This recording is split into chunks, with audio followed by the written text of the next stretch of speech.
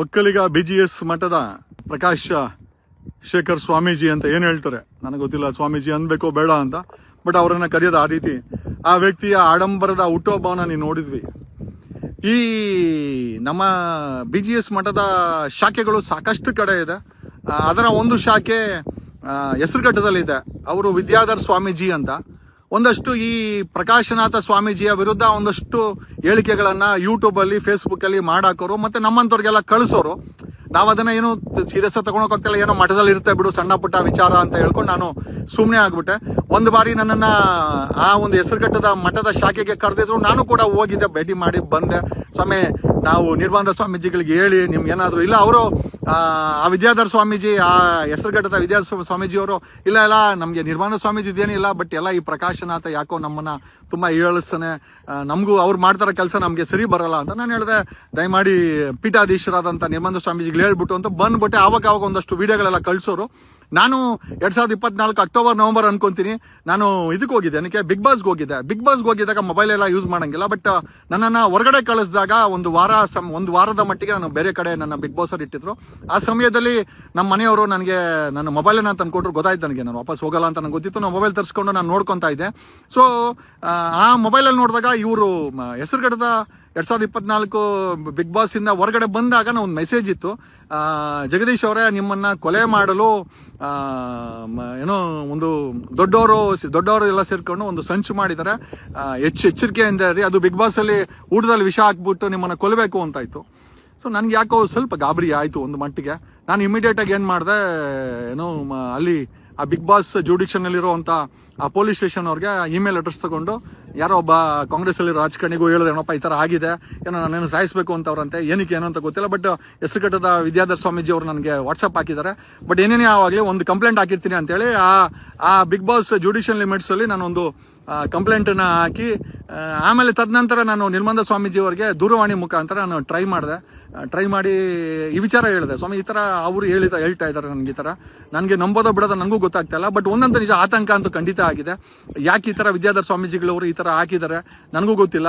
But ಆ ಪ್ರಕಾಶನಾಥ ಸ್ವಾಮೀಜಿ ಮೇಲೆ ಅವ್ರಿಗೇನೋ ಇರ್ಬೋದೇನೋ ಗೊತ್ತಿಲ್ಲ. ಬಟ್ ನಾನು ಬಿಗ್ ಬಾಸ್ ಅಲ್ಲಿ ನನ್ನನ್ನು ಯಾರೋ ಕೊಲೆ ಮಾಡೋಕ್ಕೆ, ಅದು ಏನೋ ಯಾರೋ ಷಡ್ಯಂತ್ರ ಮಾಡ್ತಾ ಇದ್ದಾರೆ ಅಂತೇಳಿ ಈ ಥರ ಹೇಳ್ತಾ ಇದ್ದಾರೆ ಅಂತಂದ್ರೆ, ಅದಕ್ಕೆ ಅವರು ಗಾಬರಿ ಆಗಬೇಡಿ, ಆ ಕಂಪ್ಲೇಂಟನ್ನು ವಾಪಸ್ ತಗೊಳ್ಳಿ, ಅಲ್ಲಿ ಕೊಟ್ಟರೆ ಕಂಪ್ಲೇಂಟನ್ನು ನಾನು ಸೆಟ್ರೈಟ್ ಮಾಡ್ತೀನಿ ಅಂತಂದ್ರು.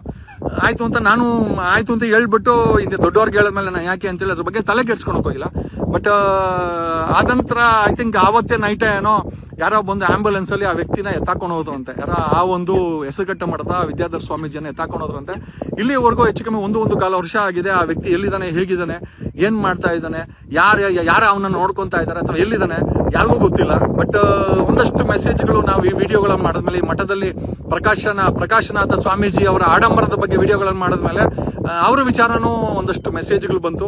ಅವರು ಬದುಕಿಲ್ಲ, ಎಲ್ಲೋ ಸತ್ತೋಗಿರ್ಬೋದು ಅಥವಾ ಸಾಯಿಸಿರ್ಬೋದು ಅನ್ನೋ ವಿಚಾರಗಳೆಲ್ಲ ಬಂತು.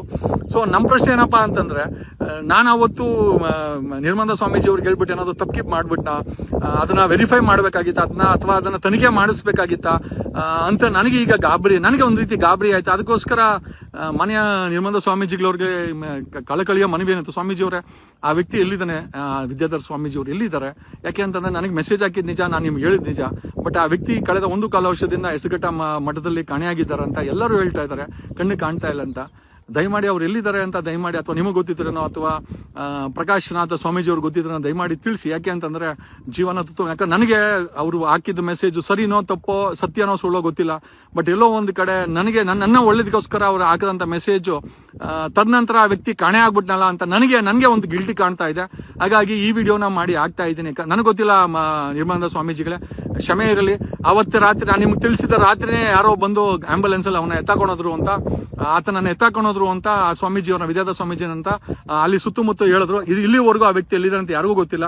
ನೀವೇನಾದ್ರೂ ಅವ್ರನ್ನ ಅಥವಾ ಕರ್ಸಿ ಏನಾದ್ರು ಅಡ್ಮಿಟ್ ಮಾಡಿದ್ರೇನೋ ಅಥವಾ ಎಲ್ಲ ಇಟ್ಟಿದ್ರೇನೋ ದಯಮಾಡಿ ತಿಳಿಸಿ. ಯಾಕೆಂದ್ರೆ ನನಗೆಲ್ಲೋ ಒಂದ್ ಕಡೆ ಗಿಲ್ಟಿ ಕಾಣ್ತಿದೆ ಅಂತ ಈ ಮೂಲಕ ಹೇಳ್ತಾ, ನಾನು ನಿಮ್ಮ ಅಡ್ವೊಕೇಟ್ ಜಗದೀಶ್. ಒಂದಂತೂ ನಿಜ, ನನ್ನ ಸಮ್ವೇರ್ ಐ ಫೀಲ್ ಆ ವ್ಯಕ್ತಿ ನನಗೆ ಸಹಾಯ ಮಾಡಕ್ ಹೋಗಿ ತೊಂದರೆ ಸಿಕ್ಕಾಕೊಂಡ್ಬಿಟ್ನ ಅಂತ ಒಂದು ನನಗೆ ಗಿಲ್ಟಿ ಇದೆ. ಅದಕ್ಕೋಸ್ಕರ ಈ ವಿಡಿಯೋನ ಮಾಡಾಕ್ತಾ ಇದ್ದೀನಿ. ನಾನು ಕೊಟ್ಟಿರುವಂಥ ಕಂಪ್ಲೇಂಟು ಮತ್ತು ಆಗ ಕಳಿಸಿರುವಂಥ ವಾಟ್ಸಪ್ ಸ್ಕ್ರೀನ್ಶಾಟ್ ಸಹ ಪೊಲೀಸರು ಕೊಟ್ಟಿದ್ದೀನಿ.